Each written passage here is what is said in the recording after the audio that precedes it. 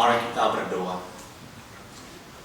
Bapa di surga, terima kasih ya Tuhan buat hari ini. Terima kasih buat kesempatan yang sangat berharga bagi kami untuk boleh berkumpul bersama-sama di tempat ini. Terima kasih buat janji-Mu, sebab di mana 2 atau 3 orang berkumpul di dalam nama-Mu, di situ Engkau ada di tengah-tengah mereka. Dan terima kasih ya Tuhan, pada saat ini kami tidak hanya berkumpul di dalam sebuah gedung saja, tetapi kami berkumpul di dalam hadirat-Mu ya Tuhan. Oh Tuhan, siapkanlah hati kami. Siapkanlah hati kami untuk mendengarkan firman-Mu, karena kami tahu firman-Mu adalah kebenaran. Dan Engkau punya pesan yang khusus bagi kami secara pribadi. Siapkanlah hati kami untuk mendengarkan firman-Mu dan bukalah hati kami untuk menerima firman-Mu. Berbicaralah kepada hati kami. Bekerjalah dalam hati kami. Kami menyerahkan hati kami ke dalam tangan-Mu. Bekerjalah ya Tuhan. Bekerjalah ya Tuhan. Dalam nama Tuhan Yesus kami berdoa dan mengucap syukur. Amin. Mari kita buka kitab Efesus pasal 4 ayat 7 sampai 16. Temanya untuk hari ini adalah teguh berpegang pada kebenaran, dan naskah Alkitab untuk hari ini diambil dari Efesus 4 ayat 7 sampai 16. Demikianlah firman Tuhan. Tetapi kepada kita masing-masing telah dianugerahkan kasih karunia menurut ukuran pemberian Kristus. Itulah sebabnya kata Nas, tatkala ia naik ke tempat tinggi, ia membawa tawanan-tawanan, ia memberikan pemberian-pemberian kepada manusia. Bukankah ia telah naik berarti bahwa ia juga telah turun ke bagian bumi yang paling bawah? Ia telah turun, ia juga yang telah naik jauh lebih tinggi daripada semua langit untuk memenuhkan segala sesuatu. Dan ialah yang memberikan baik rasul-rasul maupun nabi-nabi, baik pemberita-pemberita Injil maupun gembala-gembala dan pengajar-pengajar, untuk memperlengkapi orang-orang kudus bagi pekerjaan pelayanan, bagi pembangunan tubuh Kristus, sampai kita semua telah mencapai kesatuan iman dan pengetahuan yang benar tentang anak Allah, kedewasaan penuh dan tingkat pertumbuhan yang sesuai dengan kepenuhan Kristus. Sehingga kita bukan lagi anak-anak yang diombang-ambingkan oleh rupa-rupa amin pengajaran, oleh permainan palsu manusia dalam kelicikan mereka yang menyesatkan. Tetapi dengan teguh berpegang kepada kebenaran di dalam kasih kita, bertumbuh di dalam segala hal ke arah Dia, Kristus, yang adalah kepala. Daripadanya seluruh tubuh yang rapi tersusun dan diikat menjadi satu oleh pelayanan semua bagiannya, sesuai dengan kadar pekerjaan tiap-tiap anggota, menerima pertumbuhannya dan membangun dirinya dalam kasih. Kiranya Tuhan memberikan hikmat untuk mengerti firman-Nya. Horas. Selamat hari Minggu. Shalom dan salam dalam nama Tuhan Yesus Kristus. Saya memuji Tuhan untuk kesempatan yang sangat istimewa bagi saya untuk bisa datang kembali di HKBP Singapura hari ini untuk menyampaikan firman Tuhan. Saya baru melayani di tempat ini 1 bulan yang lalu, 4 minggu yang lalu ya, kalau persis. Dan hari ini saya bersyukur kepada Tuhan bisa datang kembali untuk menyampaikan firman Tuhan, dan juga untuk menyaksikan satu acara yang istimewa lagi, yaitu acara baptisan. Karena saya masih ingat bulan lalu ada baptisan di Wasa, saudara kita Pak Jovin bulan lalu yang dibaptis, dan hari ini ada beberapa anak yang akan dibaptis. Jadi kalau saya sendiri, saya bersyukur kepada Tuhan untuk kesempatan yang sangat istimewa bagi saya untuk bisa menghadiri di tempat ini, menyampaikan firman Tuhan dan juga menyaksikan acara baptisan anak-anak pada hari ini. Baik Bapak Ibu, jadi sedikit perkenalan diri sendiri bagi yang mungkin belum bertemu dengan saya. nama saya Eugene Yo. Saya berasal dari organisasi Kristen yang disebut dengan Gospel Light for Indonesia. Kalau kami yang dari Gospel Light for Indonesia, kami adalah suatu lembaga atau organisasi Kristen yang berpartner dan melayani bersama dengan gereja-gereja lokal di Indonesia, contohnya HKBP dan berbagai gereja suku Batak dan juga dari denominasi yang lain. Kami berpartner dengan gereja-gereja lokal dan misi kami adalah untuk menerangi bangsa Indonesia dengan Injil. Jadi saya bersyukur kepada Tuhan, saya asli orang Singapura, tetapi dengan bangga bisa melayani di Indonesia sebagai misionaris, dan saya bersyukur kepada Tuhan untuk kesempatan bisa menjadi hamba Tuhan yang diutus ke Indonesia untuk menginjili dan memberitakan Injil. Baik, jadi untuk khotbah hari ini, seperti bulan lalu, saya diminta oleh Ibu Pendeta untuk campur bahasa Indonesia dengan bahasa Inggris, karena ada sebagian orang di tempat ini yang mungkin tidak bisa mengerti bahasa Indonesia. Jadi saya diminta supaya kita semua bisa mengerti firman Tuhan, supaya kita bisa mengerti firman Tuhan. Saya diminta untuk campur bahasa Indonesia dengan bahasa Inggris. So I will be mixing my message today in both bahasa Indonesia and English for the benefit of those who may not be able to understand bahasa Indonesia. Alright, let's go straight to today's message. Topik atau tema untuk hari ini adalah teguh berpegang kepada kebenaran. Jadi, the topic or the theme for today is holding firm to the truth. Teguh berpegang pada kebenaran. Tadi kita sudah membaca nas ini, Efesus 4 ayat 7 sampai 16, dan izinkan saya berfokus pada beberapa ayat, 5 ayat saja, dari ayat 11 sampai ayat 15. Mari kita melihat ayat 11. Nah, firman Tuhan berkata, dan ialah yang memberikan baik rasul-rasul maupun nabi-nabi, baik pemberita-pemberita Injil maupun gembala-gembala dan pengajar-pengajar. So based on this verse, the Bible tells us that the Apostle Paul, author of the book of Ephesians, tells us that God has sent apostles, prophets, evangelists, shepherds, teachers to the church. Untuk apa? Kenapa Tuhan mengutus para hamba Tuhan ini untuk gereja, kepada kita? Untuk apa? Kenapa Tuhan mengutus Ibu Pendeta dari Indonesia datang ke Singapura untuk menjadi gembala di HKBP Singapura? Kenapa Tuhan mengutus saya datang ke tempat ini sebagai pengkhotbah tamu? Untuk apa? Let's look at the next verse, ayat 12. Untuk memperlengkapi orang-orang kudus bagi pekerjaan pelayanan, bagi pembangunan tubuh Kristus. Kata kunci di sini adalah kata memperlengkapi dan pembangunan. So the purpose that God has sent His teachers, preachers, evangelists, pastors to the church is untuk memperlengkapi, to equip, for what? Supaya pembangunan, for the growth of the body of Christ. So my dear brothers and sisters in Christ, saudara-saudara yang dikasihi, kenapa Bapak Ibu datang ke gereja? Untuk apa? Tujuan apa? Kenapa Tuhan ingin kita semua datang ke gereja minggu demi minggu? Supaya kita bisa diperlengkapi dan supaya kita bisa dibangun. Singkat cerita, supaya kita bisa bertumbuh secara rohani. God wants us to grow spiritually.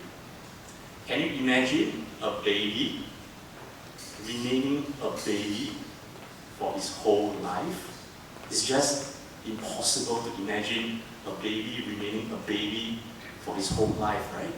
That's not natural.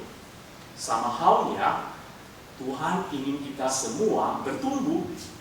Jangan menjadi bayi sampai mati, tapi dari bayi harus bertumbuh menjadi anak kecil, nanti menjadi remaja, nanti menjadi pemuda, nanti menjadi dewasa, nanti menjadi orang tua, nanti menjadi orang lansia. Jadi inilah tujuan Tuhan bagi kita semua, supaya diperlengkapi, supaya dibangun, supaya bertumbuh secara rohani. Oke, lanjut ayat 13. Sampai kita semua telah mencapai apa? Until we reach the goal. What goal?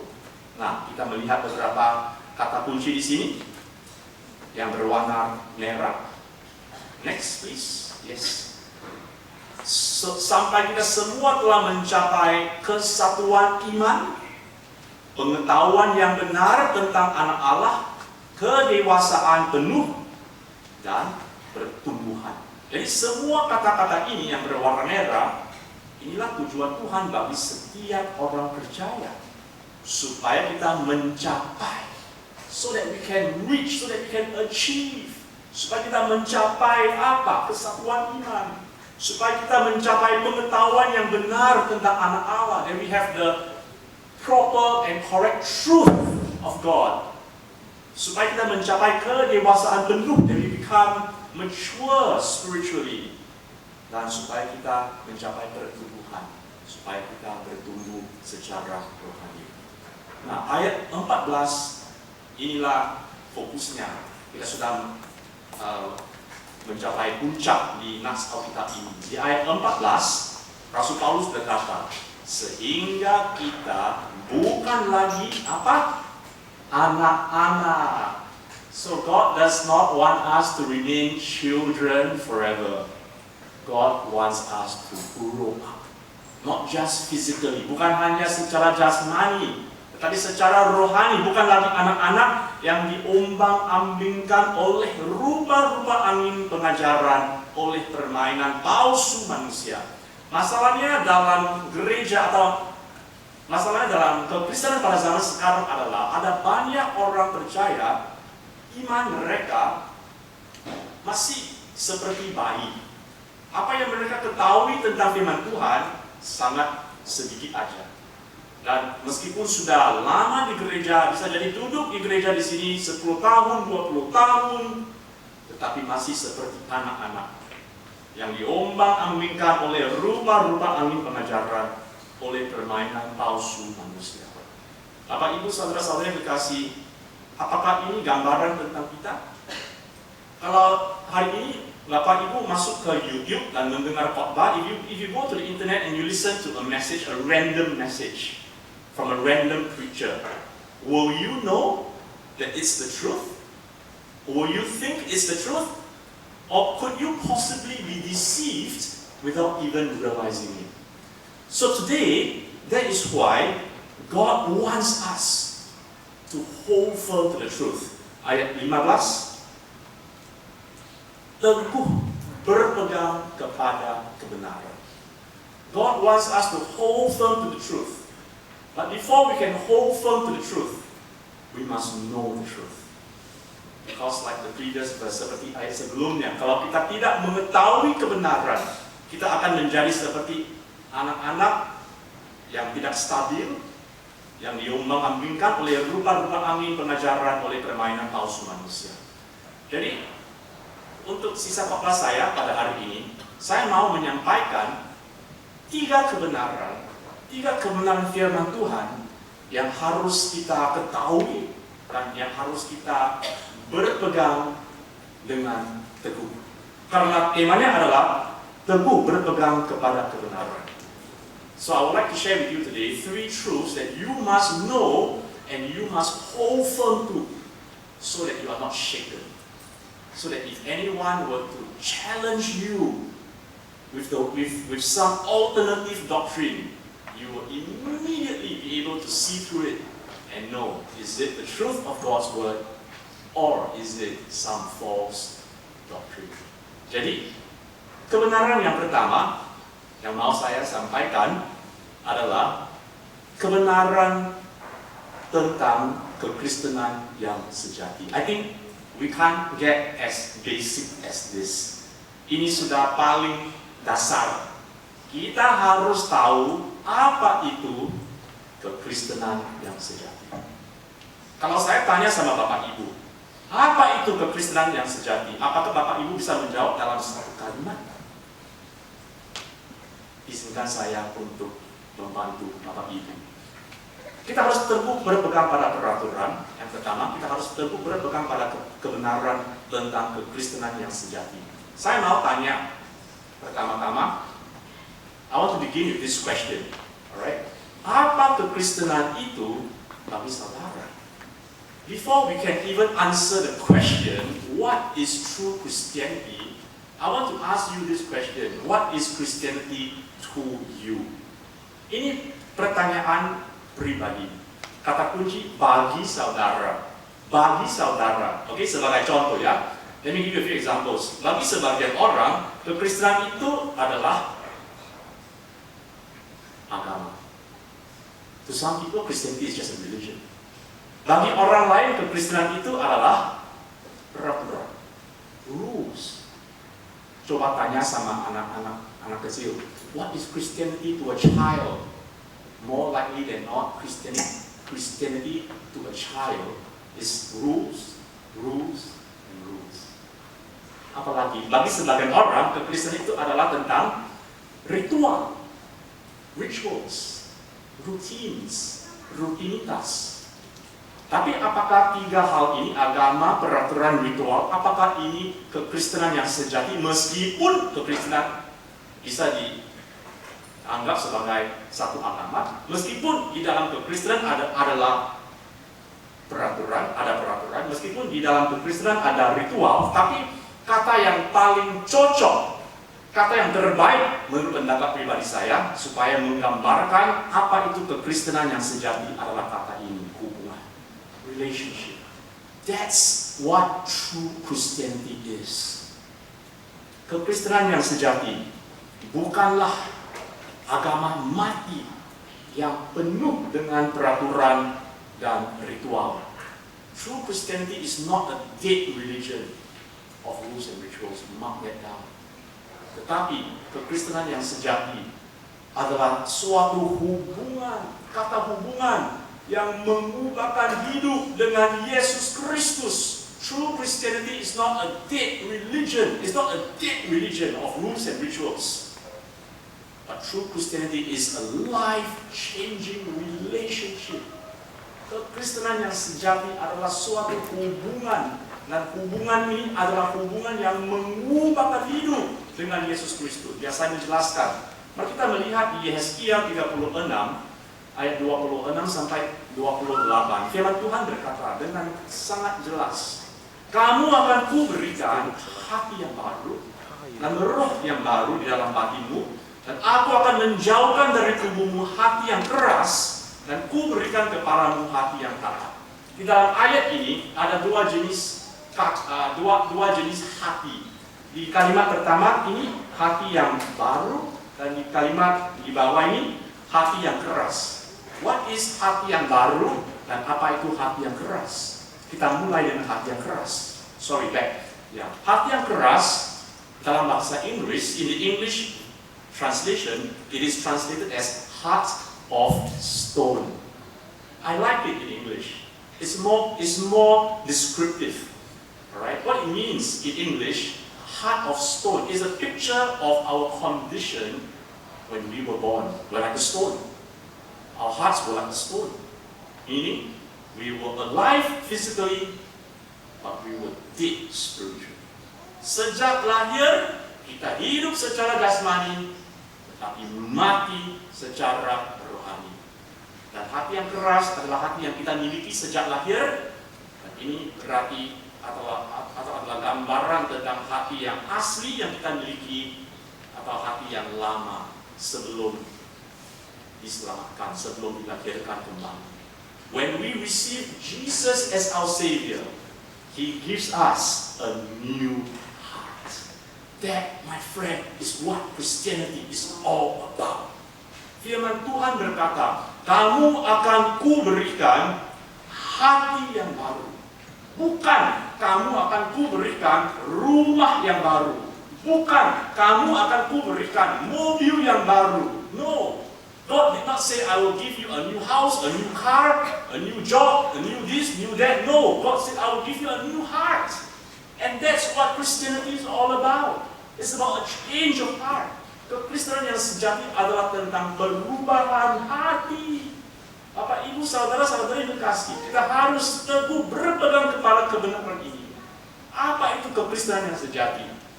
Agama, peraturan, ritual, tiap minggu datang ke sini duduk 1,5 jam nanti pulang, itu aja? Is that it? True Christianity is much more than just coming and sitting there for 1.5 weeks every Sunday. It's about a changed heart and a changed life. Lanjut, ayat 27. Rohku akan kuberikan diam di dalam batinmu. So God doesn't just remove the old heart. God doesn't just give us a new heart. God gives us His Holy Spirit. Rohku akan kuberikan diam di dalam batinmu. Untuk apa? Lanjut.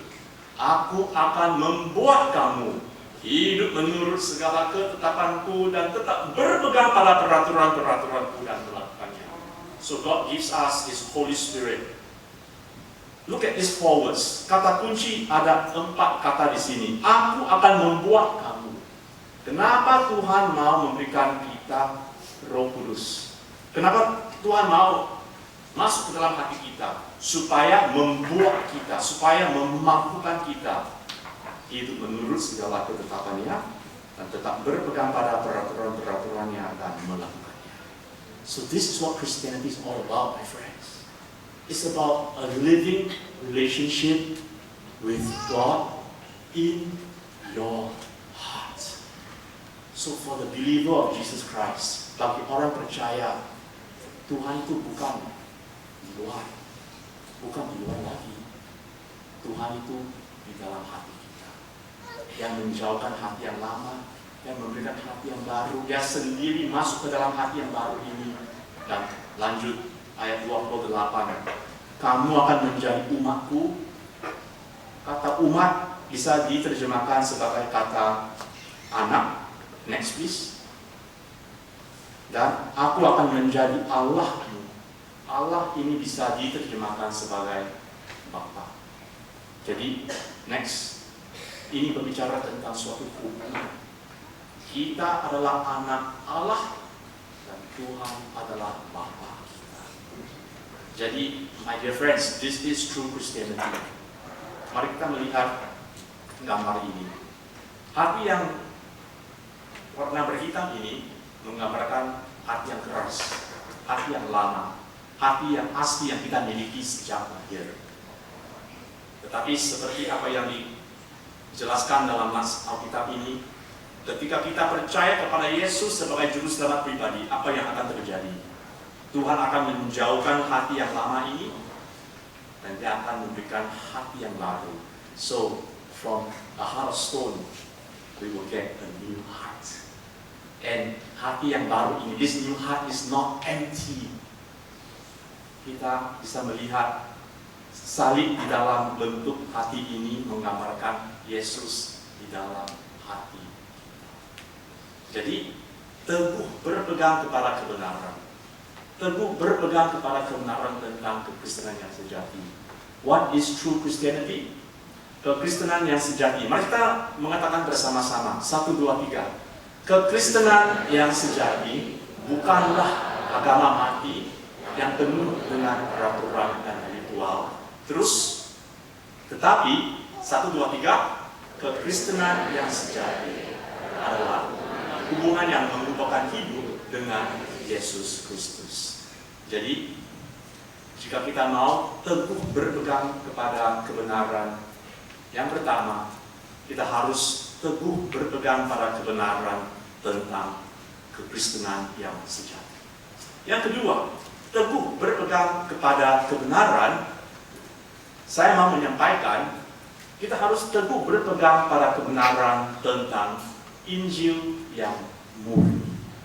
We need to hold firm to the truth concerning the true and pure gospel. What is the gospel? If I were to ask you this question, apa itu Injil? Apa artinya kata Injil? Apakah Bapak Ibu bisa menjawab? Injil. A definition of the gospel. Injil adalah kabar baik. The word gospel comes from a word in Greek that means good news. Tahukah Bapak Ibu, kata Injil berasal dari suatu kata dalam bahasa Yunani yang berarti kabar baik. Kabar baik tentang apa? Injil itu adalah kabar baik tentang Yesus Kristus yang telah mati dan telah dibangkitkan. Untuk apa? Untuk menyelamatkan kita dari kata kunci dosa. Now I want to emphasize this. The gospel is about the good news of Jesus Christ who died and rose again to save us from our sins, untuk menyelamatkan kita dari dosa, bukan dari kesakitan, kemiskinan, permasalahan, dan lain-lain. Today there is a version of the gospel called the prosperity gospel. Have you heard of that? Injil kemakmuran. Injil kemakmuran.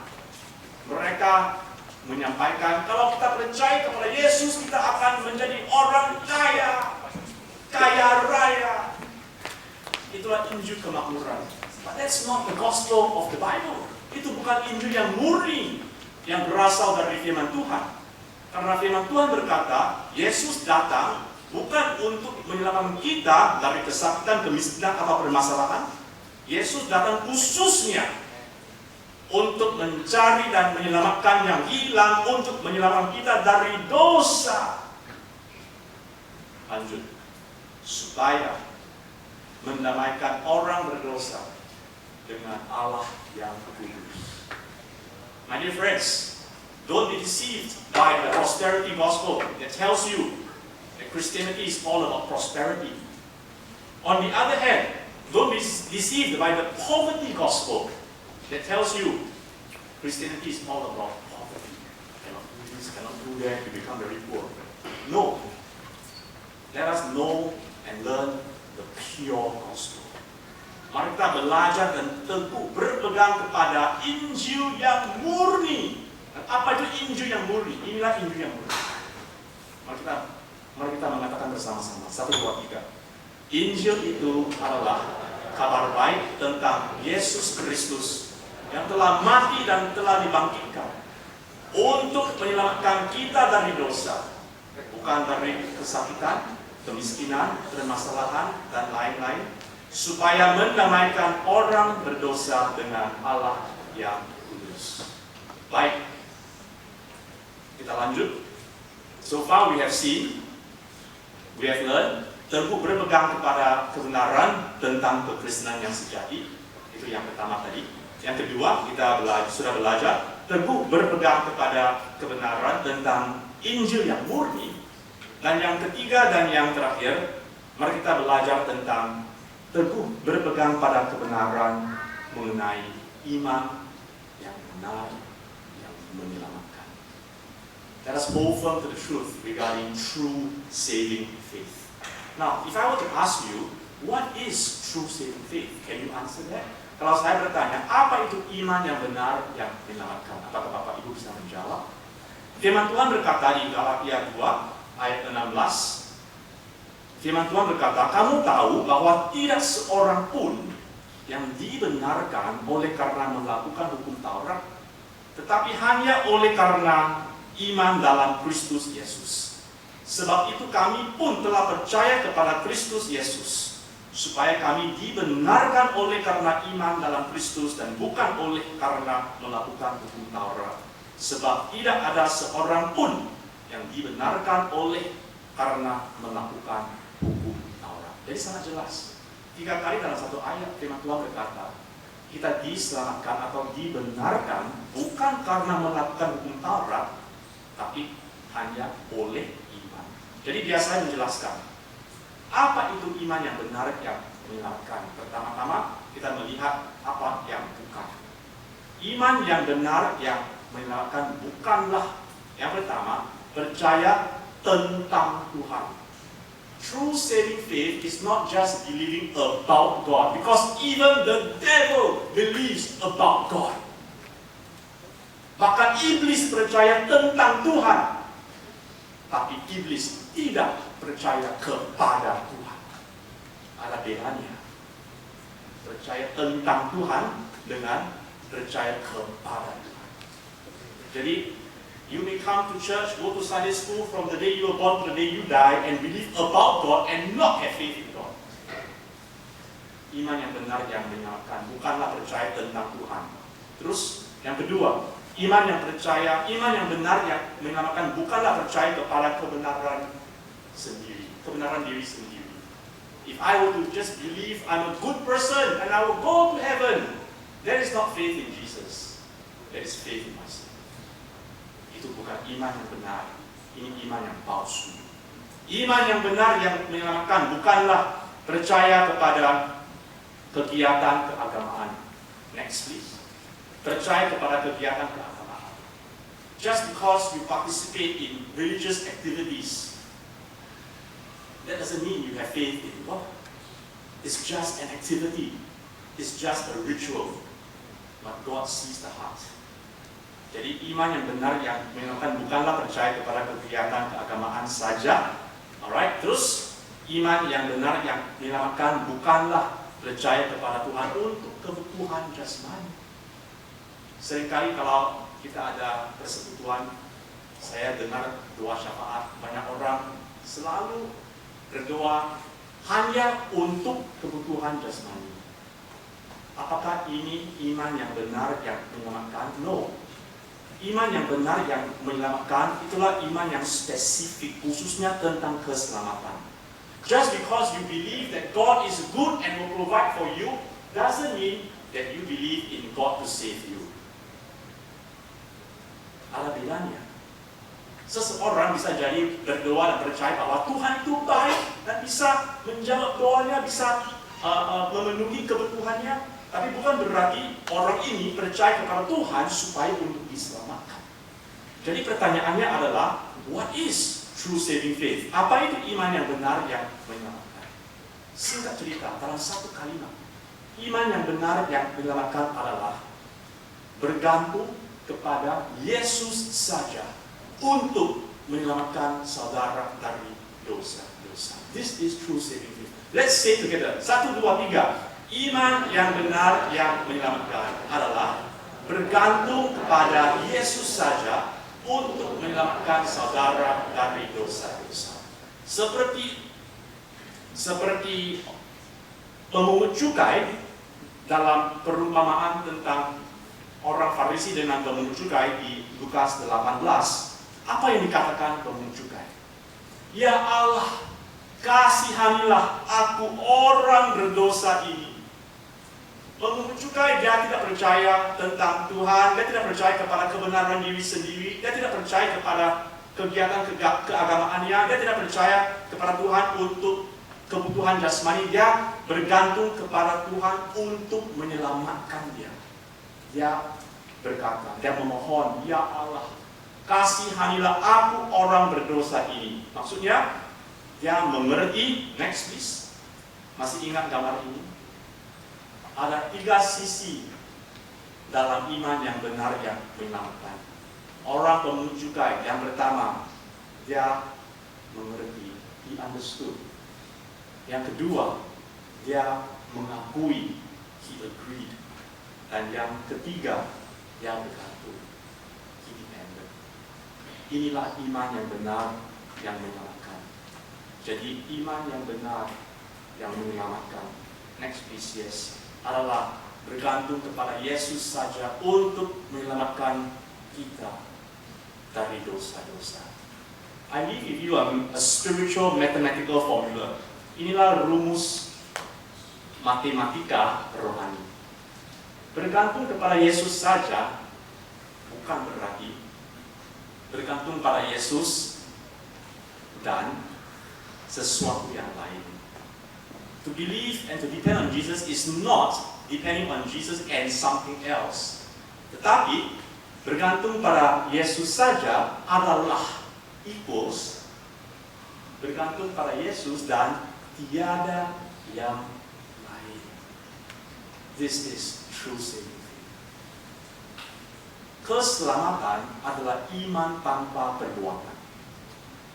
Tetapi supaya seimbang, keselamatan adalah iman yang menghasilkan perbuatan. Ya, saya ulangi sebagai kesimpulan. Keselamatan adalah iman tanpa perbuatan. Jesus and nothing else. Yesus dan tiada yang lain. Tapi keselamatan adalah iman yang menghasilkan perbuatan. Jadi Bapak Ibu, saudara-saudara yang kekasih, hari ini kita sudah belajar tentang pentingnya teguh berpegang pada kebenaran. Ada 3 kebenaran firman Tuhan yang harus kita ketahui dan berpegang dengan teguh. Yang pertama, teguh berpegang pada kebenaran tentang kekristenan yang sejati. Yang kedua, teguh berpegang pada kebenaran tentang Injil yang murni. Dan yang ketiga, teguh berpegang pada kebenaran tentang iman yang benar yang menyelamatkan. Kiranya firman Tuhan yang sudah disampaikan sudah menjadi berkat bagi kita semua. Mari kita berdoa. Bapa di surga, terima kasih buat firman-Mu. Terima kasih telah mengajar kami apa yang dimaksud dengan teguh berpegang pada kebenaran. Dan ajari kami supaya kami bisa sungguh-sungguh teguh berpegang kepada kebenaran tentang kekristenan yang sejati, Injil yang murni, iman yang benar yang menyelamatkan, supaya kami semua di sini bisa sungguh-sungguh diselamatkan dan bertumbuh secara rohani, bukan lagi sebagai anak-anak yang diombang-ambingkan, tetapi sebagai dewasa rohani yang bertumbuh secara rohani di dalam Kristus dan menuju kepada kedewasaan rohani. Genapilah kehendak-Mu yang sempurna untuk kami semua. Kami menyerahkan hati kami, hidup kami ke dalam tangan-Mu. Dalam nama Tuhan Yesus, kami berdoa dan mengucap syukur. Amin. Amin. Tuhan memberkati.